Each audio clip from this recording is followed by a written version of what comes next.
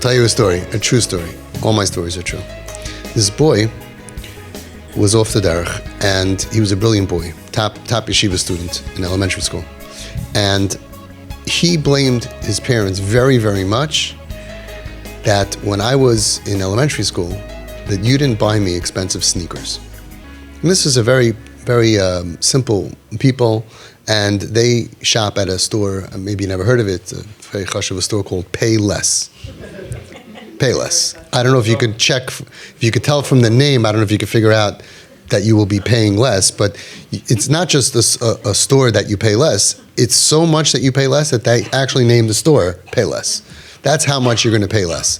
So they pay like $12, $18, $16 for sneakers, and he wanted Nike, buy one, yeah. And he wanted like Nikes for like $100. This is going back a long time ago. And they did chinuch, this is not the way we do things here. It worked on all the other 70 kids, and we're not changing just for you. What do you know about a kid in third grade, fourth grade, second grade? You have to teach him not to want the Nike things. Don't be with that chevra, and right. So it's a long story, but the bottom line is that before he got married, he was driving with his father in the car. And a man with a beard walked in front of the car. And he told his father, if that would be my Rebbe, I would run him over. Now, we're all trained here. They were TP trained, so we understand what that means. So the father understood what he's telling him, but he put his arm around his son and he said, what happened? So he said that this Rebbe used to molest him during recess in third grade.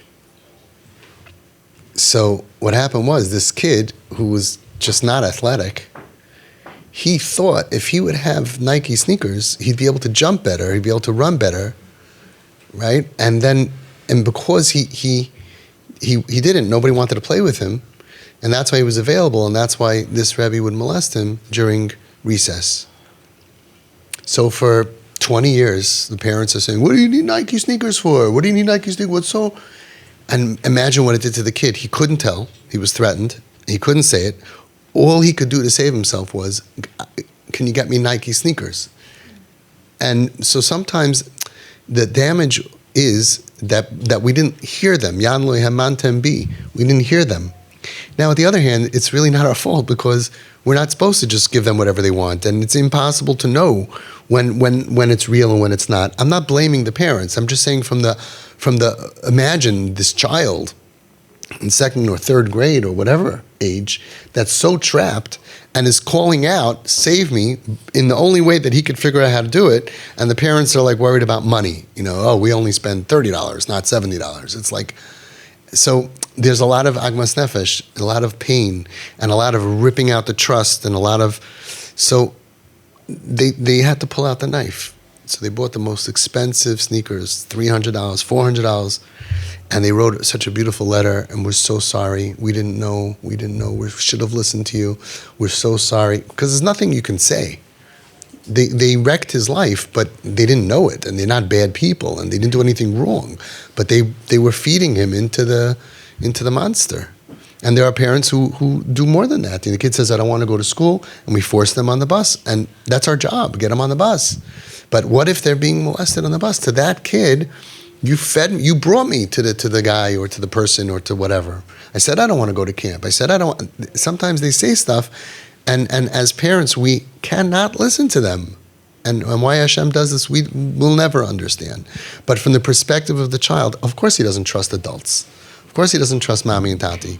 And especially if we didn't do it, or if we pushed them or pressured them in the name of Torah, then they hate anything that's used as a baseball bat to hurt them. So there's a lot of trust issues. So it could be that aside from the fact that he feels that by this, in this case with sneakers, in your case it's whatever it is, that's your fault that you made me go to that camp, or it's your fault that I wanted to go to this school, or I wanted to do that.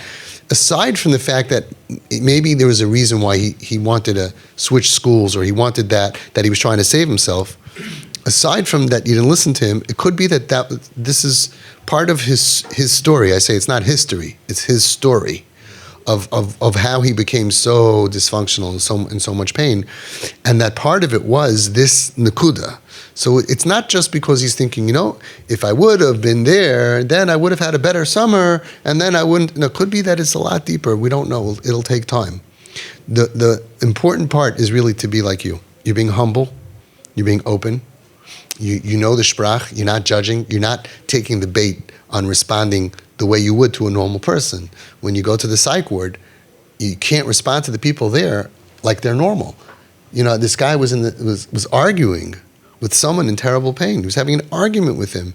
I said, the only thing crazier than being a crazy person is being a normal person arguing with a crazy person. This person is in crazy pain, right? If you see a homeless guy in the street, you're going to argue with him? You see your kids, you're going to argue with him? He's saying, you did this and this wrong. Instead of defending it, and it's really hard, like I said before, the hardest thing is when you're right, or at least you're not wrong, to not defend yourself. And to a normal person, you could have a normal discussion. I'm sorry, but you're blaming me for something that I didn't do wrong. That's a normal relationship. But when someone is not normal because of trauma and pain and lack of trust and all of this terrible life that he's had and that he has, and needs a real refuah shalema, that's a whole different language. So we said before, I just want to repeat it again. Chavetz Chaim was able to speak freely because he mastered Shmiras HaLashon. I'm not asking you to control your speech. I'm asking you to use a different language. That's it. Once you're using a different language, it's different. And we have a different language when you talk to a 7-year-old. We have a different language when you talk to somebody who's struggling. That's all. And then with one switch inside, you'll already know what to do. And also, we learn time in Devar every week, and we work on compassion and understanding, not being judgmental. This father called me up. He had such questions that he had. He's a good father. And both questions, I said, I have one answer. You're not getting it. You're not understanding your kid. And came out the story about this famous guy that hurt children, and they tried to have a discussion about it, and his kid was being crazy, and he said, why is he getting so crazy? It's benafshay. This is his story. He said, don't argue with him. Then they were discussing weed, if it should be legal and not be legal, and he went crazy on his father. I said, these are very sensitive topics to your child. If you see they're getting upset, they're getting angry, don't say calm down. To change the subject and learn for next time. We don't discuss these things. We don't discuss molesters. We don't discuss safety. We don't discuss, I'm talking about, of course we should discuss safety with our children, different stuff. I'm talking about with a kip. We don't discuss things that get them really angry and heated and make them think that, boy, we really don't understand them. This guy said to his kid, why should we get rid of this guy's books? What does the books have to do with it? Okay, you spend a few hours understanding trauma or just shut up and just don't say anything, but you don't go to a kid who's molested and say that a molester's books are going to be in our bookshelf. Like, you don't got to be a brain surgeon to have a little sensitivity.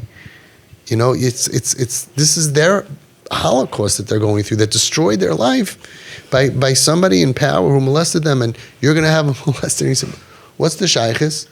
Okay, to someone who's not in the sugi, who's not in the parsha, who's not molested, you want to have an intellectual discussion, you can, but not with somebody who's hurting. And he was arguing with him about weed and stuff. I said, first of all, don't argue. You know why? In these subjects, he's right. Second of all, there's no arguing. You could say to him, this is so interesting, teach me. Why? And then you could ask, instead of arguing, instead of saying, I don't think so, say, I'm just curious, why? You know so much about this. Why do you think weed is better than medication? Let him teach you. Chances are he's right. But even if he's wrong, don't argue. You took a terrible situation and you de-escalated it beautifully. You really did. And it feels in the beginning like I'm walking on eggshells. It's just reminding, different language. Calm, talk low and slow. Don't rush, don't talk loud. I had a father here who was very, I don't know how to describe him in group. He used to sit in that corner. I don't know how to describe him. He was just, he had I don't want to say he was a big ego. He was a very chashuv person, a macher. I don't know. It was just like a big personality. I felt intimidated by him from 20 feet away, His kid felt shriveled up, and I realized that he's too quick. It's like, even if the kid says, okay, maybe we'll go somewhere. Okay, no problem. I got the driver. I'm calling the guy. We're going bad, and the kid was like, it was like too fast. I told him, develop a stutter. Emes lamitai. So when you're around this kid, stutter. Stutter. He's saying, you want to go out tonight? He says, yeah, I want to go out. Okay, all right. Maybe bowling. Should we go? You think we should go bowling? What do you think? Just slow it down. Just slow it down. You notice kids, when you tell 3 things, 4 things in a row, they get overwhelmed. Do this, and we're going to do this. Overwhelmed. That's what happens inside. And then they curse, get angry, and then the regular people who are not trained say, bad midos, what are you getting angry for? Well, can you imagine we were once like that? What are you getting angry for? You're stepping on my toe. But I'm not stepping on your toe. You see, I wish I could defend them. I wish I could be there in that house when the parents say, why are you getting so offended? And I would defend. I want to explain. You're now stepping on her neck. Your foot is on her neck, and you're going, and she's screaming out because you're causing her so much pain that she wants to stick a needle in her arm. But what did I say? All I said was, the girls outside, they dress like shiksas. Of course they're going to get raped. People will say that. And you want to have a discussion with someone who didn't go through trauma? You could have that discussion. Go to someone else, but not to them. Not to them. Don't blame them. Don't do. And just don't talk about these things. Don't talk about these things.